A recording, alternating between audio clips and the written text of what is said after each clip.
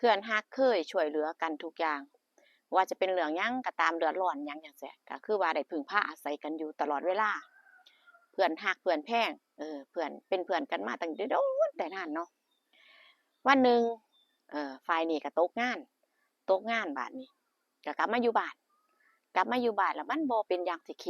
คิดว่าสิมาปักหลักมาอยู่บ้านใช้ชีวิตแบบว่าอยู่กับครอบครัวแบบว่าแบบพอเพียงแต่ว่าการเกษตรเนาะเราก็ต้องเข้าใจบางครั้งบางทีมันก็บ่เป็นอย่างที่คิดเอาเงินมาที่หาได้มาลงทุนปลูกหยังเฮ็ดหยังก็บ่บ่ได้ขาดทุนอย่างเดียวลงหยังไปก็คือแบบทำสิมซ้ำถิ่มลงน้ำว่าซั่นเถาะคือแบบว่ามันบ่มีทุนงอกเงยลงทุนไปคือหมดกับสิ่งนั้นบ่ว่าเฮ็ดหยังคือกันจังซี้นะเศรษฐกิจบ่ดีของลงประมาณนี้เนาะของเฮาบ่เป็นราคาของเขาแพงเอาอะนะบัดนี้ก็เฮ็ดจั่งใดล่ะบัดนี้หาช่องทางใหม่ก็เลยติดต่อไปหาเพื่อนว่าโอ้ยช่วยแหน่อยู่บ้านบ่ไหวแล้วคิดว่าจะบ่รุ่งอยากสิไปหาทำงานบัดนี้ลูกก็มีบัดนี้คิดว่าปากท้องไปบ่รอดติดต่อไปหาเพื่อนก็ว่าได้ๆเดี๋ยวสิหางานให้อืมก็พอดีบังเอิญงานที่เพื่อนเฮ็ดอยู่นั่นเนาะก็พอดีเขาต้องการคนงานพอดีต้องงานคนงานหลายคนอยู่บัดทีนี้ก็เลยได้โอกาสก็โทรมาว่ามีงานอ่าอยากเฮ็ดบ่เห็นว่าต้องการงานว่าซั่นเถาะเห็นว่าอยากหางานอยู่ก็คุยกันก็ว่าโอเคตกลงก็คือว่าก็มาอยู่ก็มาอยู่นำเพื่อนเนาะไปทำงานนำเขาน่ะเออก็ในระดับที่ว่าเพื่อนแบบว่ารักแพงกันหลายว่าซั่นเถาะบ่ว่าสิว่าต้องการให้ช่วยเหลือหยังก็ได้ตลอดอืมก็ไปมันก็เป็นห้องแถวเนาะไปอยู่ก็เป็นห้องแถวเป็นห้องเช่าก็เช่าห้องติดๆกันนั่นล่ะไปทำงานลองเบิ่งถ้ามันบ่ดีจั่งใดก็ค่อยเปลี่ยนงานจังซี้นะก็ไปงานก็ดีเงินเงินเดือนงานก็ถือว่าโอเคทีนี้ก็อยู่มาประมาณ2เดือน3เดือนเกิดเรื่องเกิดราวอีกทางบ้านทางพ่อผัวน่ะว่าเอ่ออุบัติเหตุ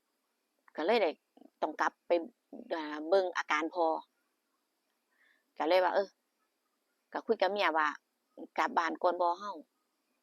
เพิ่งจะได้เฮ็ดงานเนาะพอเฮ็ดจั่งใดเรื่องมันก็เกิดขึ้นแบบนี้ก็เป็นห่วงจังซี้นะผัวนี่ก็เป็นห่วงพ่อเมียก็ว่าฮ้วยไปจั่งใดเพิ่งจะมาทำงานเงินก็กำลังได้พอส่ำนี้คันว่าไปเบิดก็บ่ได้เฮ็ดงานแม่นบ่ล่ะก็ต้องใช้เงินก็แฮ่งบ่มีสิเฮ็ดจั่งใดก็เลยว่าเอ้าจั่งซี้ซะเมียว่าเจ้าเมื่อผู้เดียวซะข้อยสิอยู่ทำงานอย่างน้อยก็มีคนหนึ่งทำงานอ่าก็พอได้เงินซื้อกินใช้จ่ายในครอบครัวส่งกลับบ้านอีกไหนจะส่งกลับบ้านอีกเมียว่ามันก็เหตุผลน่าฟังเนาะเพราะว่าตั้งหลักบ่ทันได้อืมทีนี้ก็โอเคๆเอาตามนั้นก็คือว่าผัวอันนั้นเมื่อเมียก็อยู่ทำงานก็ทำงานปกติไปเมื่อก็อยู่บ่โดนดอกประมาณอาทิตย์หนึ่งบัดนี้ก็พ่อนี่ก็ยังบ่ทันดีขึ้นพ่อก็เลยว่าอยู่อีกก่อนลูกพอได้ช่วยแม่เพราะช่วงที่ทำนาพอดีอ่าไหนๆก็ลางานมาแล้วว่าซั่นเถาะเฒ่าแก่ก็เจ้าของเขาก็ดีเนาะเขาก็ว่าได้แบบว่ารอเขาก็รอนั่นนะเขาบ่รับคนใหม่บัดนี้ก็โทรมาหาเมียอีกว่าสิอยู่อีกจักอาทิตย์หนึ่งเด้อเออเพราะว่าพ่อก็บ่ทันดีขึ้นพอได้ช่วยเหลือแม่ก็ว่าตามใจอยากอยู่ก็อยู่บัดนี้ก็ครบตามที่บอกเมียแล้วก็พออาการดีขึ้นก็กลับไปทำงานก็กลับไปทำงานคือเก่าไปอยู่กับเมียเนาะเพราะว่าเงินที่หาได้เนาะ2เดือนมันก็สิได้หลายปานใดเนาะ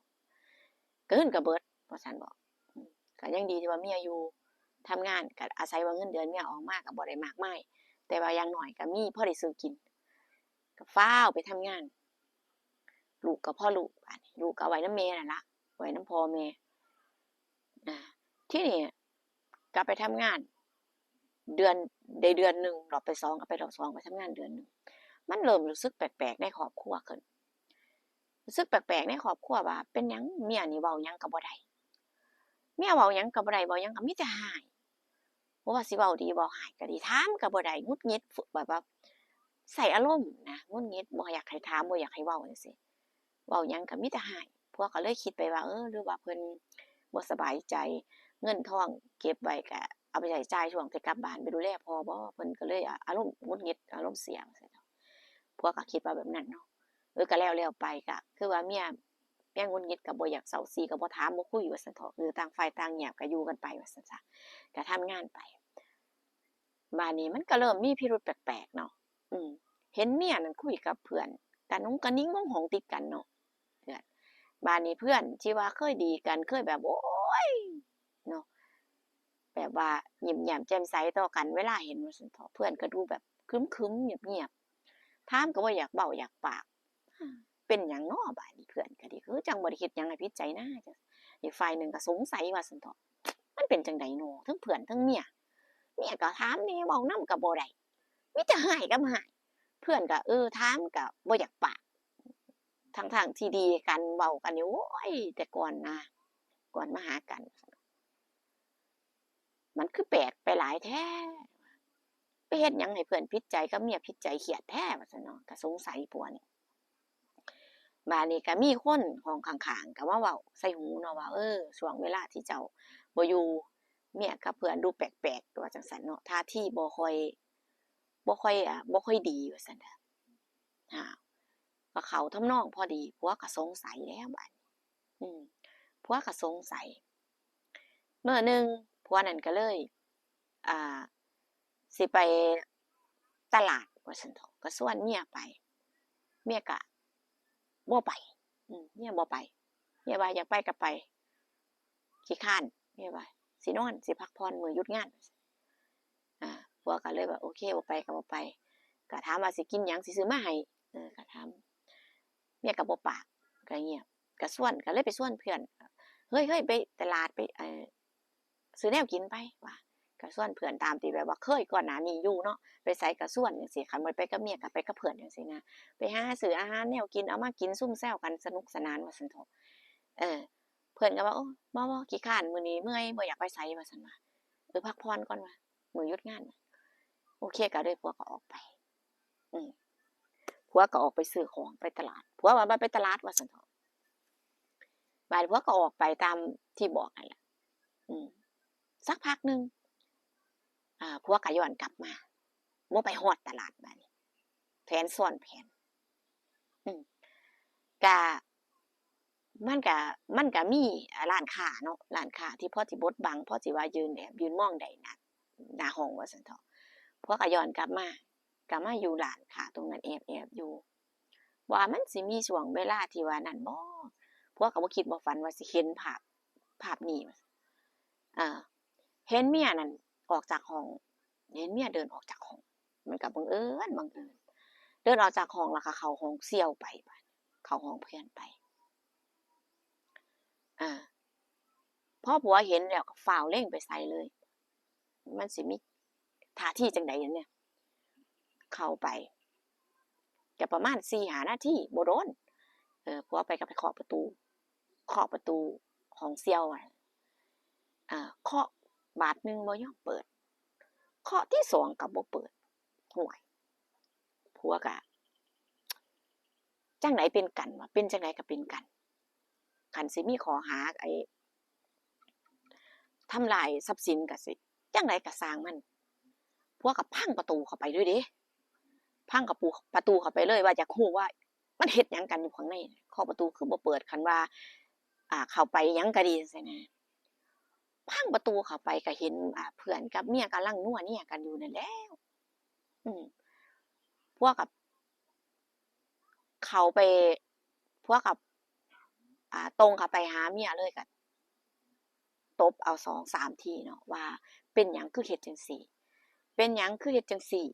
เป็นหยังคือหักหาน้ำใจคือทำลายจิตใจกันคักแท้จังซี้นะผัวก็ทั้งเมียทั้งเพื่อนน่ะใส่ปุบปะโป๊ะปะเข้าไปเลยแต่ว่าเพื่อนก็บ่ต่อสู้หรอกเพราะว่าก็รู้ตัวว่ามีความผิดบัดห้องข้างๆก็มาห้ามกันอีรึงตึงนั่งขึ้นเนาะเสียงดังเดะคนผิดกันเนาะ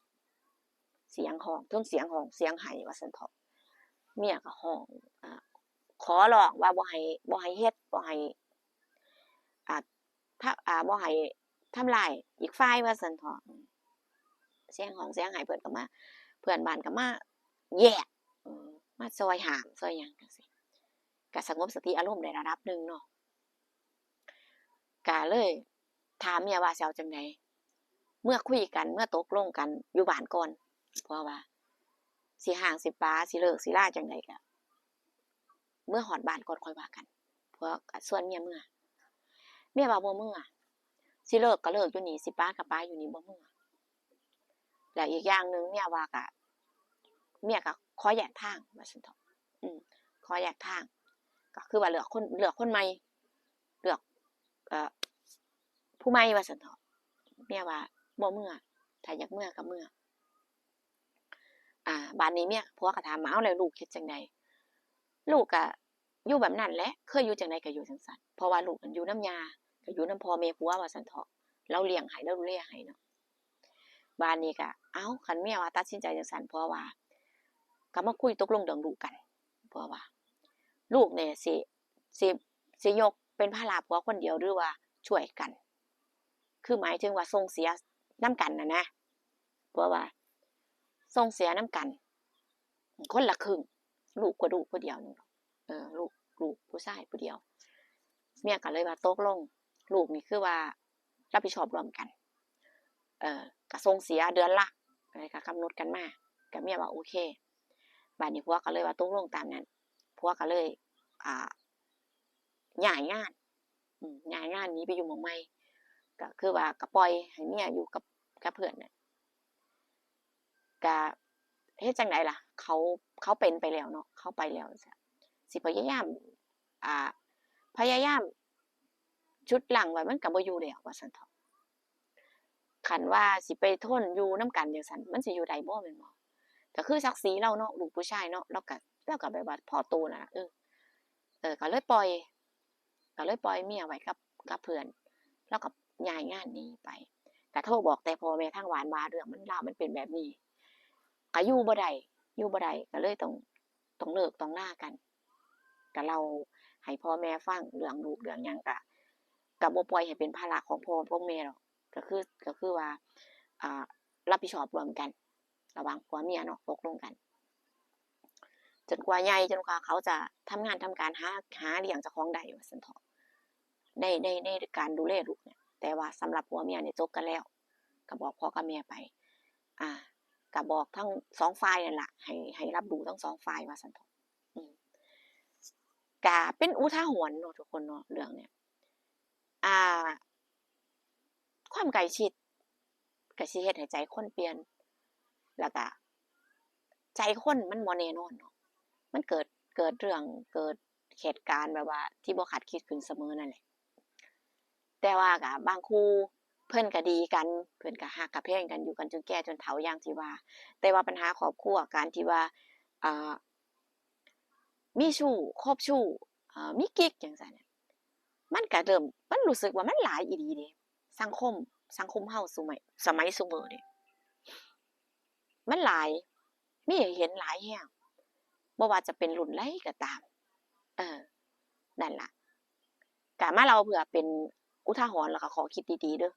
การชมคลิปการฟังคลิปเบิ่งคลิปเนี่ยก็อยากให้เป็นอุทาหรณ์เสียมากกว่าเรื่องอื่นส่วนคอมเมนต์ความคิดเห็นจังใดก็บ่เป็นหยังสามารถคอมเมนต์มาพูดคุยกันได้ความคิดของคนเฮาชอบบ้างบ่ชอบบ้างเป็นเรื่องธรรมดาบางคนอาจจะบ่มีปัญหาครอบครัวมีความสุขก็อาจจะบ่ชอบในเรื่องราวนี้แต่บางคนได้เจอมาด้วยกับตัวเองก็มันก็โดนใจเนาะบางเรื่องบางราวมันแบบว่ามันคือถูกชีวิตเจ้าของจังซี่นะก็เพิ่นก็คอมเมนต์มาเป็นแรงบันดาลใจให้ก็ขอบคุณหลายๆสำหรับกำลังใจ